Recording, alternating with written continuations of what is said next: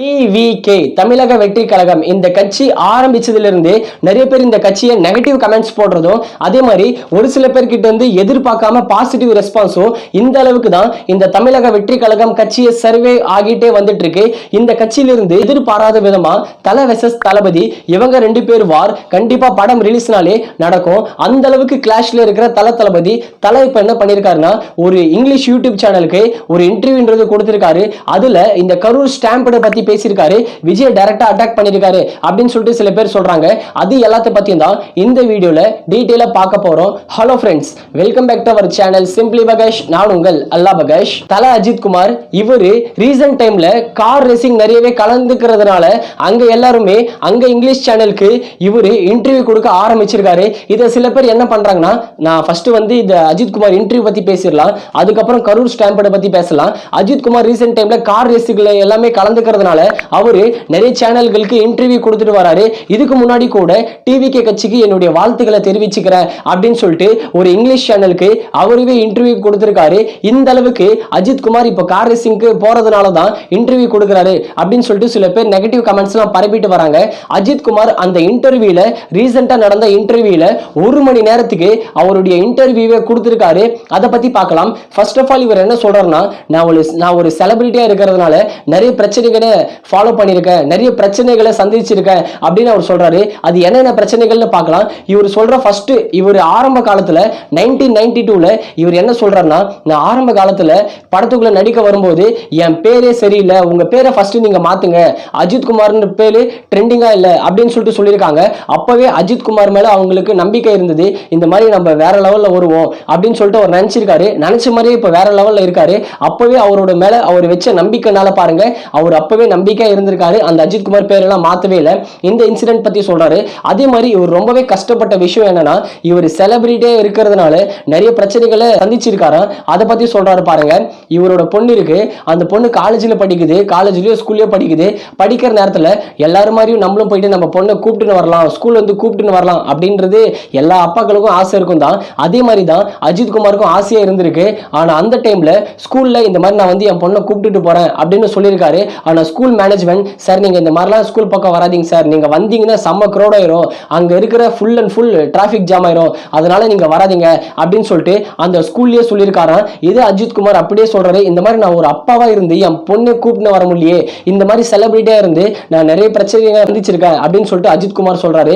அதே மாதிரி இன்னொரு மிகப்பெரிய இன்சிடென்ட் சொல்றாரு. இதுதான் மெயின் பாயிண்ட். எப்பனா ரீசன்ட் டைம்ல ஒரு எலெக்ஷன் நடந்துச்சு பாருங்க. அந்த எலெக்ஷன் டைம்ல நம்ம அஜித் குமார் ஓட்டு போட வந்திருப்பாரு. அந்த டைம்ல ஒரு ரசிகன் என்ன பண்றானா, அஜித் குமார் கிட்ட போயிட்டு அப்படியே செல்ஃபி எடுக்க ட்ரை பண்றாரு. ஆனா அந்த டைம்ல அந்த போனை புடுங்கி வச்சுக்கிறாரு நம்ம அஜித் குமார். போனை புடுங்கி வச்சுட்டு அந்த ஓட்டு போட்டு முடிச்ச பிறகுதான் அவர்கிட்ட அந்த போனே கொடுக்குறாரு. அந்த டைம்ல நம்ம அஜித் குமாரை எல்லாருமே வில்லன் மாதிரி தான் காமிச்சிருப்பாங்க. எல்லாருமே அஜித் ஏன் இந்த மாதிரி பண்றாரு, போனை ஒரு போட்டோக்கு செல்ஃபி கொடுக்கறதுக்கு என்ன போனை வாங்கி வச்சுக்கினாரு அப்படின்னு சொல்லிட்டு ஒரு நெகட்டிவான விமர்சனத்தை தான் சொல்லியிருப்பாங்க. அஜித் குமார் இன்டர்வியூல என்ன சொல்றாருன்னா, நான் இந்த மாதிரி நானும் ஒரு ஆள் தானே, நானும் ஒரு சாதாரண மனிதன் தானே, நான் வரும்போது அவங்க செல்ஃபி எடுக்க பார்த்தா அதை நான் பிடுங்கி வச்சுக்கின்னு ஓட்டு போட்ட முடிச்ச உடனே அவங்க கிட்ட கொடுத்து அமிச்சிட்டேன். ஆனா அந்த மாதிரி நான் பண்ண பாருங்க, என்னதோ வில்லனா பார்க்க ஆரம்பிச்சுட்டாங்க, அந்த பையன் கிட்ட போட்டோ பிடிக்க வந்தான் பாருங்க, அவனை விக்டிமா காமிச்சிட்டாங்க அப்படின்னு சொல்லிட்டு அஜித் குமார் அந்த இன்டர்வியூல ஷேர் பண்ணியிருக்காரு. இந்த அளவுக்கு கிட்டத்தட்ட அவருடைய சினிமா வாழ்க்கையில 29 சர்ஜரி கிட்ட பண்ணியிருக்காராம். அவர் உடம்புல 29 வாட்டி அடிபட்டாலே எந்த அளவுக்கு இருக்கும், ஆனா அவர் உடம்புல 29 சர்ஜரி கிட்ட பண்ணியிருக்காங்களாம். இந்த அளவுக்கு சினிமாக்கு வந்து ரொம்பவே அவர் கஷ்டப்பட்டிருக்காருன்னு அவர் அந்த இன்டர்வியூல சொல்றாரு. இந்த மாதிரி செலிபிரிட்டியா இருந்து நிறைய பிரச்சனைகளை ஃபேஸ் பண்ண அஜித் குமார் அதே மாதிரி இன்னொரு மிகப்பெரிய பிரச்சனையை சொல்றாரு. அந்த மாதிரி சொல்லிட்டே வரும்போது கரூர்ல நடந்த ஸ்டாம்பேடு பாருங்க. அந்த ஸ்டாம்பேடுல ஒரு செலிபிரிட்டி அவர் டைரக்டா இல்லாம மறைமுகமா சொல்றாரு, ஒரு செலிபிரிட்டி அவரோட கெத்தை காமிக்க வரும்போது தான் இந்த அளவுக்கு ஸ்டாம்பேடுன்றது நடக்குது அப்படின்னு சொல்லிட்டு சொல்றாரு. இந்த விஷயம் மட்டும் சொல்லாம அவர் இன்னொரு விஷயத்தையும் சொல்றாரு. இந்த அளவுக்கு ஸ்டாம்பேடு நடந்தது பாருங்க, இத ஒருத்தர் மேலேயே நம்ம பிளேம் பண்றது தப்பு அப்படின்னு சொல்லிட்டு சொல்றாரு. இது எல்லாருமே தான் பொறுப்பேற்றுக்கணும், அந்த இடத்துக்கு கரெக்டான போலீஸ் பாதுகாப்பு. அவர் சொல்லல, இந்த மாதிரி மீனிங்கா நம்ம எடுத்துக்கலாம். இந்த அளவுக்கு ஒரு இடத்துல போலீஸ் பாதுகாப்பு கொடுக்கலனா அவங்களும் பொறுப்பேற்றுக்கணும். அதே மாதிரி கவர்மெண்ட் அவங்களோட பாதுகாப்பு கரெக்டா கொடுக்கலனா அவங்களும் தான் பொறுப்பேற்றுக்கணும். அதே மாதிரி இந்த அளவுக்கு கரூர் ஸ்டாம்பேடு நடந்துச்சு பாருங்க, இத நடத்துறவங்க அவங்களும் தான் பொறுப்பேற்றுக்கணும் அப்படின்னு சொல்லிட்டு அஜித் குமார் சொல்றாரு. அவர் சொல்றது உண்மையான கரெக்டான பாயிண்ட் தான். இப்போ என்ன பண்றாங்கன்னா, இப்போ டிவிகே டிஎம்கே அவங்க ரெண்டு பேர் சைடுல அப்படியே அடிச்சு அடிச்சுக்கிறாங்க. டிஎம்கே என்ன சொல்றாங்கன்னா, இந்த ஸ்டாம்பீடு நடந்துச்சு பாருங்க, நீங்க கரெக்டா ஃபாலோ பண்ணாததுனால தான், உங்களுடைய கெத்து காமிக்க நீங்க வந்ததுனால தான் இந்த அளவுக்கு ஒரு ஸ்டாம்பீடு நடந்திருக்கு அப்படின்னு சொல்லிட்டு டிஎம்கே சைடு சொல்றாங்க. அதே மாதிரி டிவிகே சைடு என்ன சொல்றாங்கன்னா, நாங்க என்னமோ கரெக்டா தான் நடத்தணும், டைம் நீங்க வந்து 3ல இருந்து 10 வரைக்கும் சொல்லியிருக்கீங்க, அந்த டைம்குள்ள தான் எங்க தலைவர் வந்தாரு, ஆனா நீங்க பண்ண சதினால தான் இந்த அளவுக்கு ஒரு ஸ்டாம்பீடு நடந்திருக்கு அப்படின்னு சொல்லிட்டு டிவிகே ஃபேன்ஸ் எல்லாருமே, டிவிகே தொண்டர்கள் எல்லாமே சொல்லிட்டு இருக்காங்க.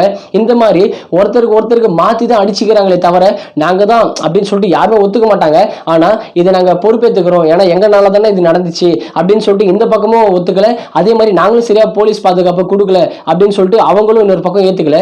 ரெண்டு பேரும் போட்டி தான் இருந்துட்டு இருக்காங்க. இன்னுமே சிபிஐக்கு விசாரணை போயிருக்கு. சிபிஐ விசாரணையில இருந்து கரெக்டான ஒரு ஆன்சர் வந்தாதான் இந்த கரூர் ஸ்டாம்பீடு நடந்தது யாரால அப்படின்னு சொல்லிட்டு கண்டுபிடிக்க முடியும். ஆனா இந்த டைம்ல இப்ப அஜித்குமார் பேட்டின்றது கொடுத்ததுனால டிவிகே ஃபேன்ஸ், டிவிகே தொண்டர்கள் என்ன பண்றாங்கன்னா, பாருங்கப்பா இப்ப அஜித்குமாரே நம்மள சப்போர்ட் பண்ண ஆரம்பிச்சிட்டாரு, அஜித்குமாரே சொல்லிட்டாரு தளபதி விஜய் மேல தப்பு இல்ல, டிவிகே தலைவர் மேல தப்பு இல்ல அப்படின்னு சொல்லிட்டு டிவிகே ஃபேன்ஸ் எல்லாம் இப்ப கொண்டாடிட்டு இருக்காங்க. அவர் சொன்ன விஷயத்துல முக்கியமான பாயிண்ட சொல்றாரு. இந்த அளவுக்கு ஒரு ஸ்டாம்பீடு நடக்குது பாருங்க, இந்த ஸ்டாம்பீடு கிரிக்கெட் கிரவுண்ட்ல நடந்திருக்கா அப்படின்னு சொல்லிட்டு அவர் கேட்கிறாரு. கிரிக்கெட் கிரவுண்ட்ல இது வரைக்கும் நடந்ததுல, ஆனா ஆர்சிபி அவங்க கப் எடுத்துட்டு போகும்போது தான் அந்த அளவுக்கு ஸ்டாம்பீடுன்றது நடக்குது. இந்த மாதிரி செலிபிரிட்டி அவங்க வெளியே வரும்போது தான் கூட்டம் அவங்கள பார்க்க எல்லாரும் வருவாங்க தான், அது நம்ம தப்பே சொல்ல முடியாது. அதுக்கும் அவங்க வெளியவும் வராம இருக்கவும் முடியாது. அஜித்குமார் சொல்றது செலிபிரிட்டியா இருந்தா வெளியவே வரக்கூடாது அப்படின்னு சொல்றாரு.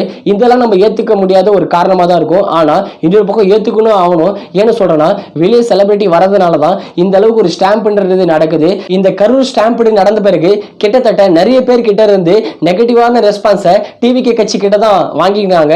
கிட்டத்தட்ட 1 மந்த் கிட்ட டிவிகே கட்சியே சைலண்ட் ஆயிட்டாங்க. இப்போ தல அஜித்குமாரும் கரூர்ல நடந்த அந்த ஸ்டாம்பீடை பத்தி பேசியிருக்காரு.